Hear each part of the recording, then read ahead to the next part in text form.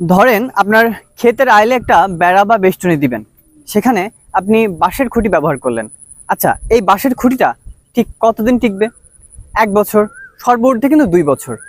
আচ্ছা, বাঁশের খুঁটি বাদ আপনি সিমেন্টের পিলার ব্যবহার করলেন, সেটা কত বছর টিকতে পারে? 5 বছর, 10 বছর। কিন্তু এই জমিতে জীবন্ত খুঁটি ব্যবহার করা হয়েছে এবং সেটি পুরো জমির আইলেই ব্যবহার করা হয়েছে। দূর থেকে দেখে খুবই চমৎকার একটি দৃশ্য আমি দেখেছি, যার ফলে কাছে চলে আসলাম এবং দেখেন কি সুন্দরভাবে জিগা গাছ লাগানো হয়েছে এবং সেটি জীবন্ত খুঁটি হিসেবে ব্যবহার করা হয়েছে।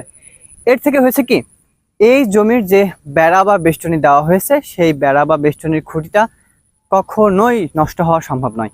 এবং এই যে জিগা গাছ, এটি দিন গেলেই কিন্তু মোটা হবে, যার ফলে যে অবস্থায় বেড়াটি দেওয়া হয়েছিল পরবর্তী অবস্থাতে এই বেড়া আরও শক্তিশালী, আরও মজবুত হবে। এবং বাড়িতে যদি গবাদি পশু থাকে, সেই গবাদি পশুর কাঁচা ঘাসের বা কাঁচা পাতার চাহিদা এখান থেকে কিন্তু মেটানো সম্ভব, কারণ কোনো একটা সময় গিয়ে এই জিগা গাছের ডালগুলা ছেঁটে ফেলতে হবে।